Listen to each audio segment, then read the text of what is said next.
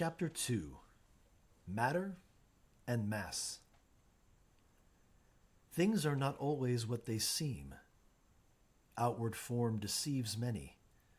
Rare is the mind that discerns what is carefully concealed within. From Plato's The Phratis. A frog in the well knows nothing of the great sea.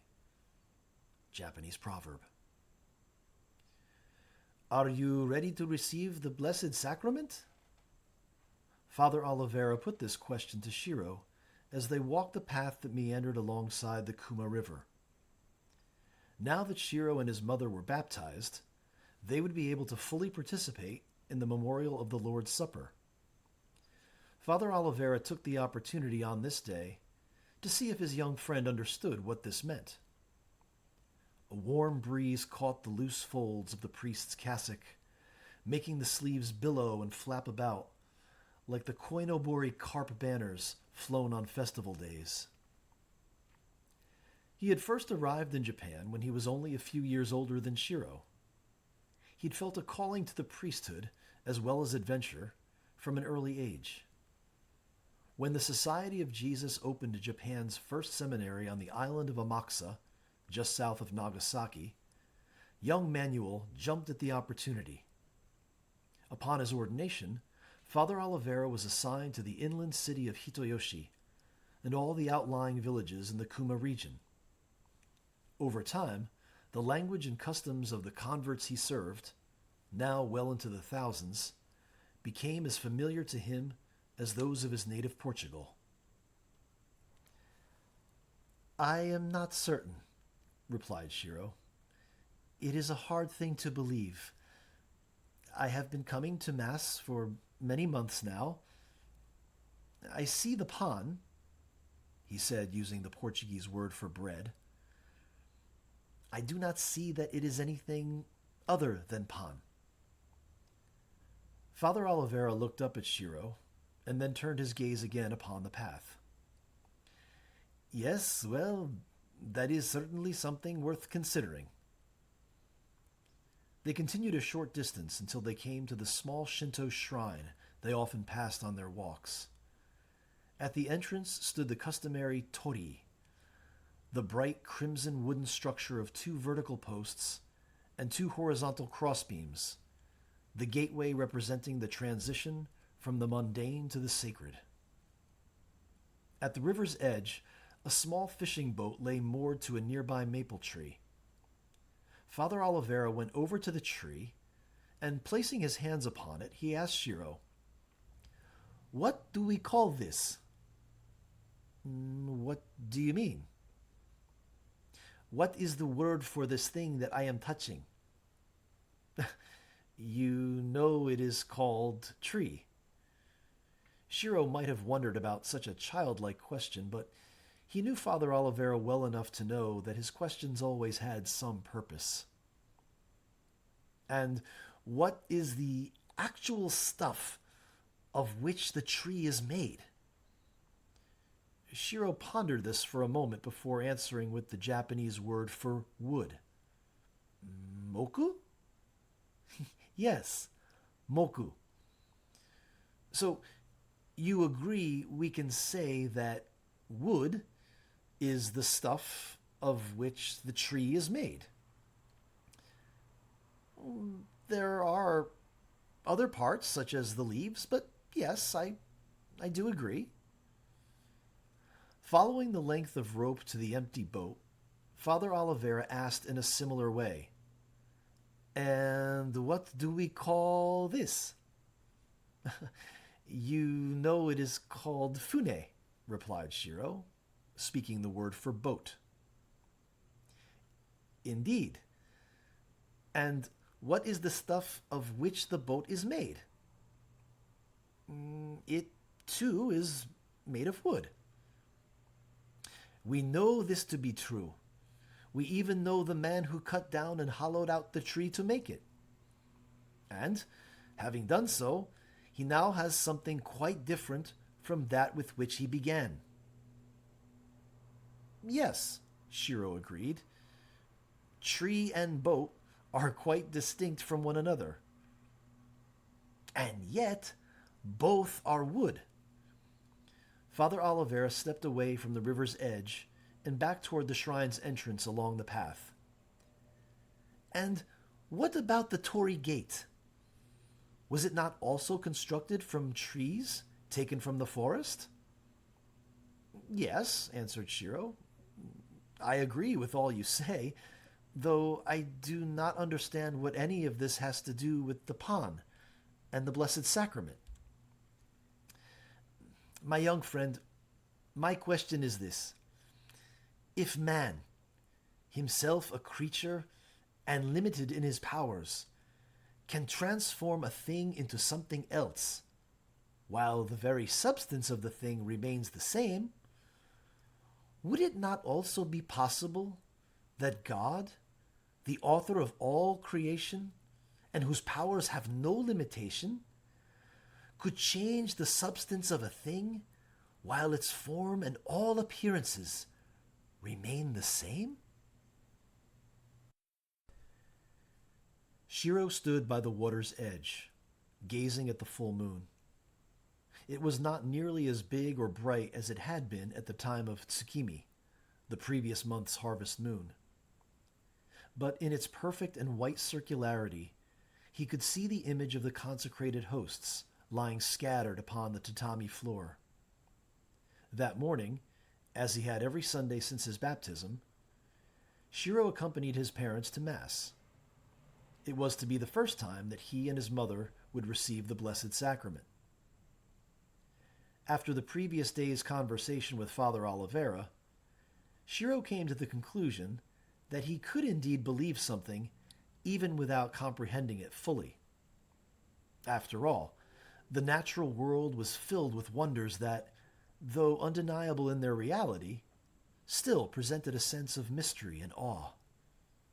He could not, for example, fully grasp the invisible and universal force that caused the stone released from his hand to fall to the ground. Yet he knew that force to be just as real as the stone itself, and even his very own hand.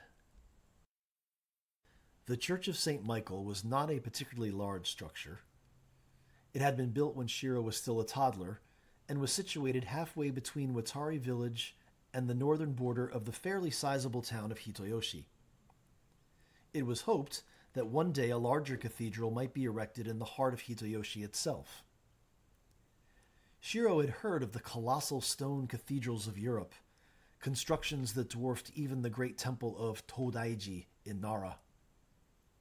He hoped it might be possible for him to someday see one of them with his own eyes. Shiro was grateful that he at least had been able to visit the churches of Amakusa, Nagasaki, Yatsushiro, and even Kumamoto. While each had an unmistakable ornate quality, the manner of Spanish and Portuguese dress was likewise quite something to behold, yet each had its own distinctive character and was carefully designed to complement its natural surroundings. Though modest in size and simple in its construction, the Church of St. Michael was quite unlike the other buildings of the village. Rising up from its roof was a steeple of about 12 shaku in height, and adorned with a cross of hinoki cypress, crafted by Ichiro Kimura, a local artist, craftsman, and convert. Stepping into the church's front entrance, Shiro removed his sandals in the genkan and placed them into one of several small cubicles before entering the church proper. He then took a place seated between his parents on one of the tatami mats positioned on either side of a narrow aisle leading to a long rail with an altar behind it. The other worshippers, nearly 100 in number, were seated or just taking their places. They greeted one another in silence with gentle bows of the head. Shiro knew everyone by face, if not by name. Though most were citizens of Hitoyoshi, many others, including Shiro and his parents, made the walk from Watari and other surrounding villages. It had become evident in recent years that there were not enough priests to meet the growing demand for the administering of the sacraments. There were days when Father Oliveira would hear confessions from morning until nightfall without taking time even to eat. The rapid spread of the religion was a phenomenon that no one could quite explain, but it held a distinct appeal to each of the classes. And at the heart of that appeal was not so much its doctrines and rituals, although that was certainly no small part, but rather the person of Yesu himself, who embodied the essence of all the classes: king, warrior, teacher, carpenter. And to all was offered a meaning for suffering in this life, and the hope of eternal happiness in the next. And now young men were beginning to enter the seminaries. Shiro had even contemplated the possibility of the priesthood for himself. At the front and center of the church was a large wooden crucifix with the image of Kiristo nailed upon it, the arms outstretched, and the head, adorned with a crown of thorns, hung low. Whenever Shiro gazed upon it, he found himself imagining the arrest of Yesu in the garden, and how the apostle, the one called Iwa, drew his sword to defend Yesu, even cutting off the ear of one of the soldiers. Shiro often wondered what he would have done had he been present in that faraway garden on that fateful night. Though Yesu reprimanded Iwa for his actions, Shiro knew in his heart that he would have done the same. Directly beneath the foot of the cross stood the tabernacle in which the Blessed Sacrament was housed. To the left of the cross, and slightly recessed within the wall, was a small statue of Maria, the mother of Yesu. In a corresponding position, to the right of the cross, stood a statue of Joseph, the carpenter from Nazareth and earthly father of Yesu. Along the side walls of the church were long, narrow windows of stained glass depicting scenes from the life of Kiristo.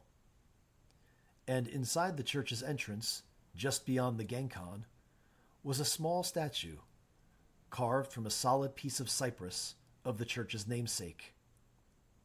These items and more had been brought by missionaries from Spain and Portugal. Many of them, as Father Oliveira had told Shiro, had been blessed by the Holy Father Urban in distant Rome. One piece of art in the church that had not been imported was a painting done by Ichiro Kimura. Ichiro had once been shown a print of a painting from 100 years earlier by an Italian artist named Raphael. The painting depicted the angel Michael engaged in battle with the fallen angel Lucifer. Ichiro was inspired to recreate the painting, but he rendered Michael as a samurai dressed in full battle armor and wielding a katana, raised and ready to strike. Lucifer was depicted as an undersea serpent, its black tongue dangling from its wide mouth agape, its bulging eyes fixed on the sword poised to fall upon it. One of the angel warrior's feet, planted upon the monster's throat, steadied the beast to deliver the fatal blow. In the background was a dark blue sky filled with stars and the large white perfect circle of a full moon, all conveying the cosmic proportions of this battle between forces of good and evil. Shiro's attention was drawn away from the details of the church interior when a young woman entered with her parents and two younger brothers. She appeared to glide across the tatami floor as the length of her kimono hid from view the small, graceful steps of her feet. In some ways, she reminded Shiro of a younger version of his own mother, but with features that were even softer. Her face had a nearly perfect roundness that was accentuated by long hair held in place atop her head with a long single kanzashi stick. Long strands of hair ran diagonally across her forehead and along the nape of her neck, creating an appearance like that of a veil. But it was her eyes that prompted recognition in Shiro. Her name was Kumiko, a girl he had known since childhood. He had not seen her since the time he had left for his studies on Amakusa. At that time, she was still something of a clumsy girl. Now, he could see she was becoming a beautiful young woman. When they had been about 10 years old, one of the older boys, a local bully, had taken away Kumiko's doll. She cried and tried desperately to get it back, but the boy teased her mercilessly and threw the toy roughly back and forth with some of his friends.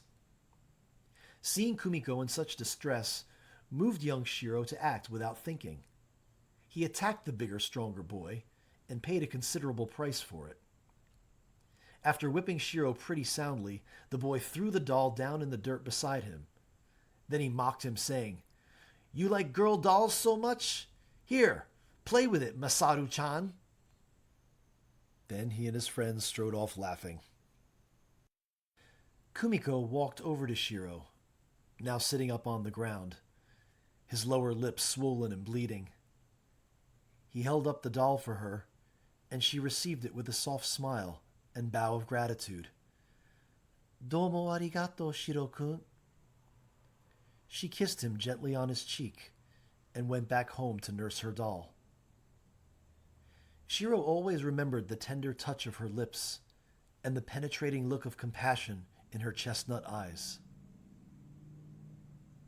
Shiro was drawn out of his childhood memory as the readings began. Upon their arrival in Nagasaki, the Society of Jesus had brought with them, among other things, Japan's first printing press. This allowed for each Christian family to have a book of prayers to bring to Mass each week. However, the sacred readings were given voice by Father Oliveira from the one large and weighty Seisho Bible that was kept in the church. The stories and the characters were rich with drama. The settings were sometimes exotic, sometimes desolate. The plots took unexpected twists and turns. Yet always there was something wonderful and mysterious toward which all was directed. The first reading that day was about the people of Israel in the desert after they had escaped their Egyptian captors. They were without food and starving, and God provided them with a strange form of sustenance called manna that fell upon the ground from heaven.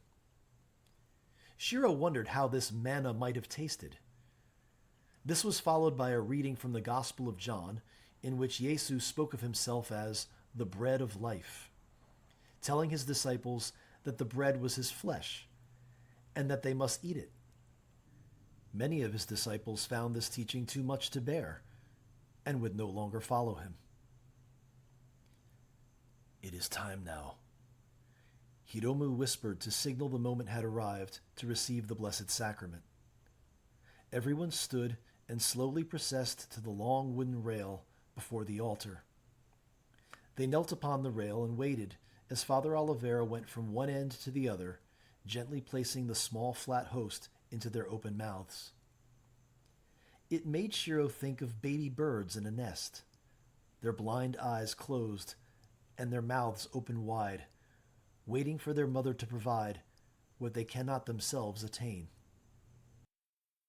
Father Oliveira, standing before Shiro's mother as she tipped her head back slightly and opened her mouth, spoke the words, "Corpus Domini nostri Iesu Christi custodiat animam tuam in vitam aeternam." Shiro understood some Latin.